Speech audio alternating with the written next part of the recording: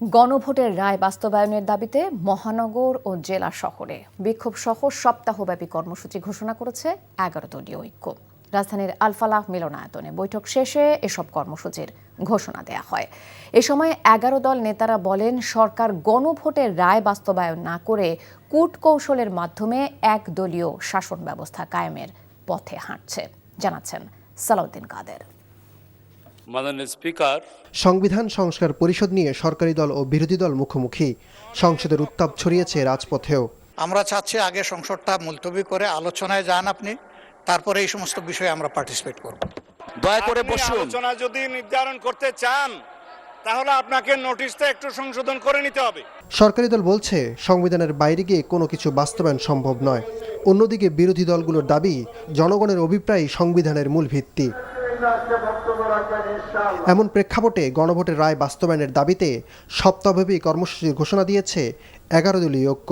৯ April বিকাল ৫টায় শাহবাগে গণসংযোগ এবং লিফলেট বিতরণ কর্মসূচির আনুষ্ঠানিক উদ্বোধন হবে।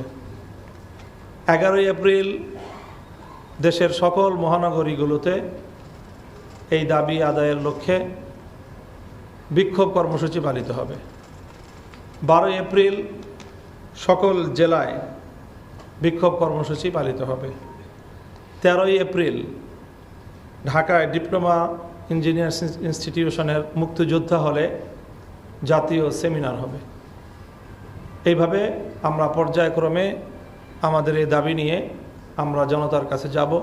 কর্মসূচি জানাতে আয়োজিত সংবাদ সম্মেলনে জামায়াতের সেক্রেটারি জেনারেল অভিযোগ করেন, সংসদে একজন ব্যক্তি তার ইচ্ছেমতো আইনের ব্যাখ্যা দিয়ে জনগণকে বিভ্রান্ত করছে।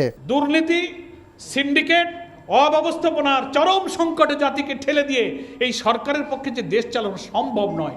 ওনারা নিজেদের ভাগ্য বদলাবার ধান্দায় আছেন, জাতির ভাগ্য বদলাবার ধান্দায় ওনারা নাই। ইউনূস সাহেব কীভাবে আসলেন, হাসিনা কীভাবে গেলেন, অ্যাটর্নি জেনারেল কীভাবে শপথ নিলেন, পার্লামেন্ট কীভাবে হলো, গণভোট কীভাবে হলো, কোথায় সংবিধান ছিল? এর জবাব ওনারা দেন না। ওনারা ওই বলে যে যেটুক ওনাদের ভালো লাগে সেইটুক সংবিধান, যেটা ওনাদের বিপদ সেটাকে আর উনি মানেন না। এছাড়া জ্বালানি সংকট মোকাবেলায় সরকারের বিরুদ্ধে অব্যবস্থাপনার অভিযোগ আনেন মিয়া গোলাম পারোয়ার। সালাউদ্দিন কাদের, এনটিভি নিউজ, ঢাকা।